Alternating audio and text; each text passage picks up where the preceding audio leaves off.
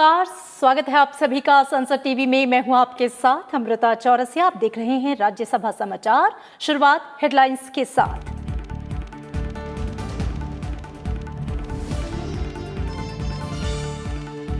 राज्यसभा से पारित हुआ the medical termination of pregnancy amendment bill.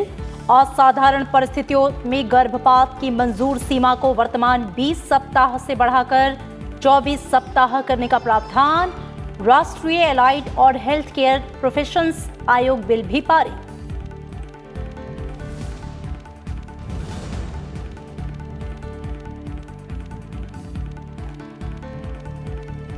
देश के सभी जिलों में 22 मार्च से शुरू होगा जल शक्ति अभियान का दूसरा चरण। केंद्रीय मंत्री गजेंद्र सिंह शेखावत ने राज्यसभा में दी जानकारी। पानी की गुणवत्ता की जांच के लिए हर जिले और ब्लॉक में होगी लैब की व्यवस्था।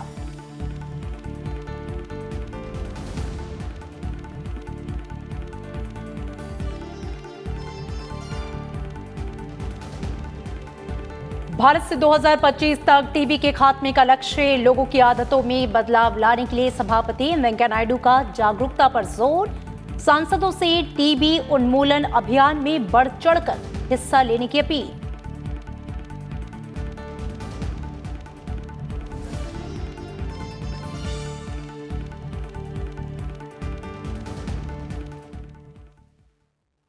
और राज्यसभा से आज मेडिकल टर्मिनेशन ऑफ प्रेगनेंसी संशोधन बिल यानी कि गर्भ का चिकित्सकीय समापन संशोधन विधेयक 2020 ध्वनिमत से पारित हो गया। इसमें गर्भपात की मंजूर सीमा को कुछ खास परिस्थितियों में वर्तमान 20 सप्ताह से बढ़ाकर 24 सप्ताह करने का प्रावधान किया गया है। इसके तहत अगर 20 हफ्ते तक गर्भपात कराना है तो एक डॉक्टर की सलाह की जरूरत होगी। इसके अलावा कुछ श्रेणी की महिलाओं को 20 से 24 हफ्ते के बीच गर्भपात कराने के लिए 2 डॉक्टरों की सलाह की जरूरत होगी। असामान्य भ्रूण यानी कि फीटल एबनॉर्मलिटी के मामलों में 24 हफ्ते के बाद गर्भपात पर फैसला लेने के लिए विधेयक में राज्य स्तरीय मेडिकल बोर्ड्स के गठन का प्रस्ताव किया गया है। स्वास्थ्य और परिवार कल्याण मंत्री हर्षवर्धन ने सदन में विधेयक पर हुई चर्चा का जवाब देते हुए कहा कि इस विधेयक को तैयार करने से पहले दुनिया भर के कानूनों का भी अध्ययन किया गया था। इससे पहले सदन ने विधेयक को प्रवर समिति में भेजने समेत अन्य विपक्षी संशोधनों को अस्वीकार कर दिया। वहीं सरकार की ओर से लाए गए संशोधनों को स्वीकार कर लिया गया। यह विधेयक लोकसभा में पिछले साल पारित हो चुका है। इस बारे में लोगों को कम्युनिकेशन गैप है कि ये 20 से 24 में हर एक किसी का कोई अबॉर्शन संभव है। ये सिर्फ उन गर्भवती महिलाओं के लिए है जिनके विशेष परिस्थितियां हैं, और वो विशेष परिस्थितियां ऐसी हैं कि जिनके अंदर या तो उनको लेट डायग्नोसिस हुआ, जैसे हमने कहा कि रेप के केसेस हैं, इंसेस्ट के केसेस हैं, या कोई इस तरीके से जो असाधारण परिस्थिति है उसके अंदर, और वो भी जो है उसमें 20 हफ्ते के बाद जो है दूसरा एक डॉक्टर को इसलिए इंक्लूड किया to be extra safe. Rajya Sabha से आज राष्ट्रीय एलाइड और हेल्थ केयर प्रोफेशंस आयोग बिल 2020 यानी कि राष्ट्रीय सहबद्ध और स्वास्थ्य देखरेख वृत्ति आयोग विधेयक 2020 भी पारित हो गया। केंद्रीय स्वास्थ्य और परिवार कल्याण मंत्री डॉक्टर हर्षवर्धन ने विधेयक पर हुई चर्चा का जवाब दिया।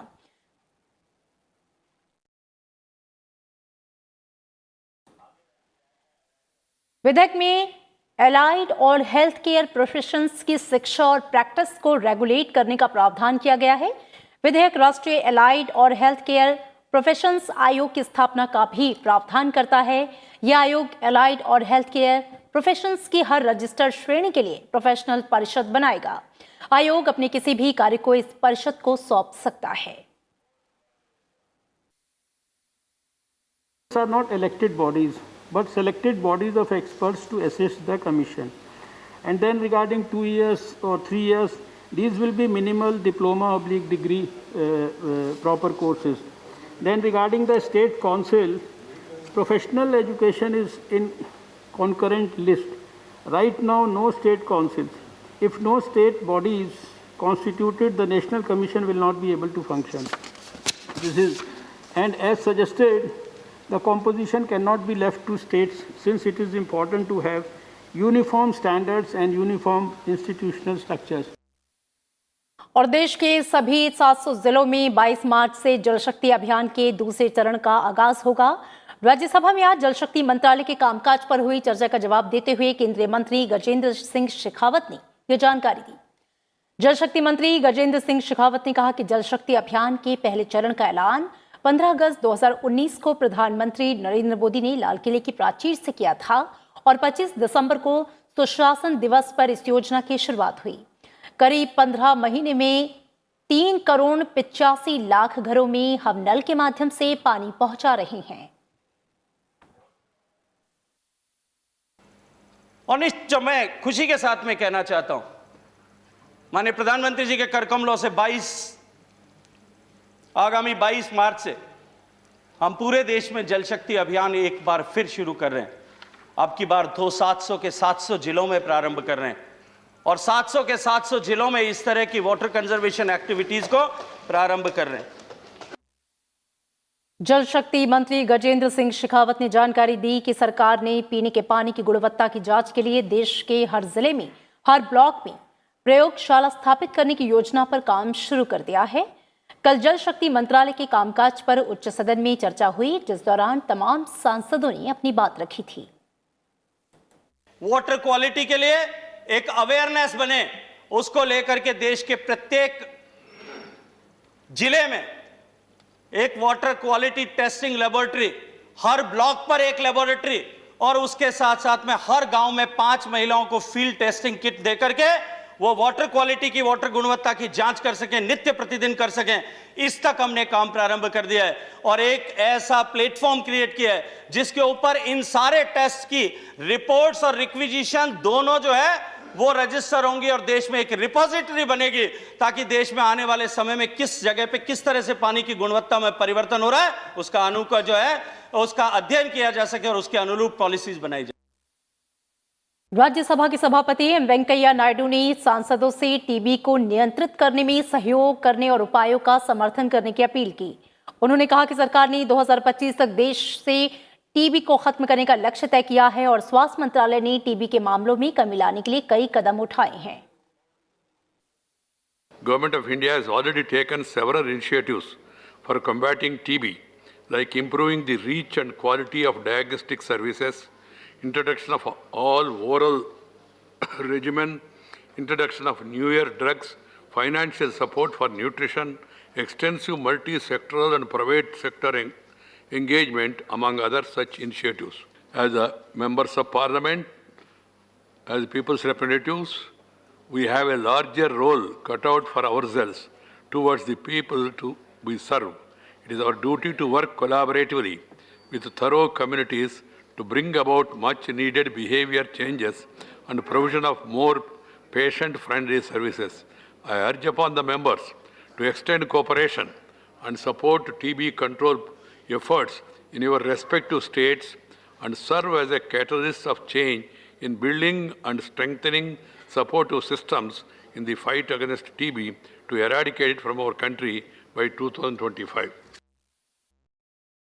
राज्यसभा में प्रश्नकाल के दौरान सवाल के जवाब में केंद्रीय स्वास्थ्य मंत्री डॉक्टर हर्षवर्धन ने कहा कि पिछले 6 साल में सरकार ने एमबीबीएस की सीटें बढ़ाई हैं। 2014 तक देश में 50,000 एमबीबीएस की सीट्स थी। पिछले 6-7 साल में 30,000 और ऐड हुई हैं और अभी ये जो मेडिकल कॉलेजेस डेवलप होंगे इनसे और सीट्स ऐड होंगी और जैसे जैसे नेशनल मेडिकल कमीशन की हमें रिकमेंडेशंस मिलेंगी उसके अनुरूप निश्चित रूप से सरकार को आवश्यकता अनुसार वो अपनी योजनाएं बनाएगी और आपके सामने प्रस्तुत करेगी। आयुर्वेदिक दवाओं की गुणवत्ता सुनिश्चित करने के सवाल में डॉक्टर हर्षवर्धन ने कहा कि आयुष मंत्रालय इसके लिए काम कर रहा है। ड्रग्स की गुणवत्ता के बारे में जितने भी पैरामीटर्स हैं उनके तहत जो है इंस्टीट्यूशनलाइज्ड सेटिंग्स हो, इन सब के ऊपर बहुत गहराई और गंभीरता से भारत सरकार का आयुष विभाग काम कर रहा है और उसके लिए हमारा जो ड्रग कंट्रोल डिपार्टमेंट भी है, हमारी जो भी संबंधित CSIR, ICMR जैसी संस्थाएं वो भी उनको जिस भी प्रकार की क्वालिटेटिव सपोर्ट देना है वो सब कुछ देते हैं। वित्त मंत्री निर्मला सीतारमण ने कहा कि निजी और सार्वजनिक क्षेत्र के बैंकों को समान मौके देने के लिए कदम उठाए गए हैं। Now is only to bring a level playing field So some private banks are already doing, all public sectors doing. Why not extend it to all other private sector banks so that everybody gets equal opportunity? So RBI being the regulator has established norms, and those norms will be applicable to the new banks also which approach them. सांसद क्षेत्र विकास निधि योजना यानी कि MP land के तहत वित्त वर्ष 2019-20 के लिए राशि को मंजूरी दे दी गई है। केंद्रीय वित्त मंत्री निर्मला सीतारमण ने आज राज्यसभा में इस बारे में जानकारी दी। उच्च सदन में शून्यकाल के दौरान टीआरएस सांसद बी लिंगैया यादव ने यह मामला उठाया था। इसका जवाब देते हुए निर्मला सीतारमण ने कहा कि उन्हें विभिन्न दलों के कई सांसदों ने इस मामले पर ज्ञापन दिया था। वित्त मंत्री ने कहा कि 2019-20 के लिए जो भी प्रतिबद्धताएं हैं उन्हें पूरा किया जाएगा। For 1920, the year before the corona thing happened, every commitment which has been made by honorable MPs will be fulfilled.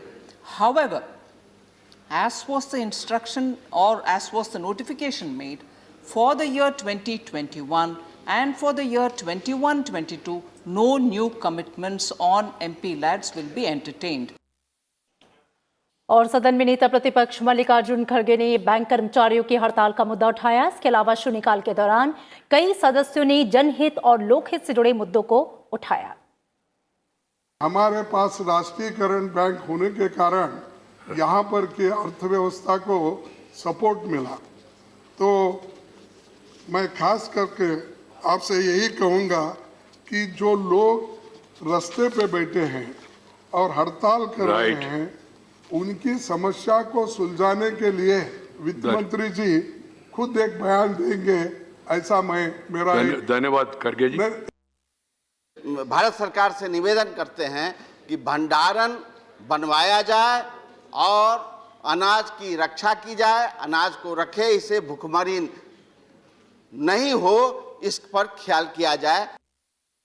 मैं मान्यवर आपके जरिए सरकार से विनती करता हूं कि इसकी रफ्तार बढ़े, जल्द से जल्द सबको वैक्सीन मिले, उसकी व्यवस्था हो। धन्यवाद।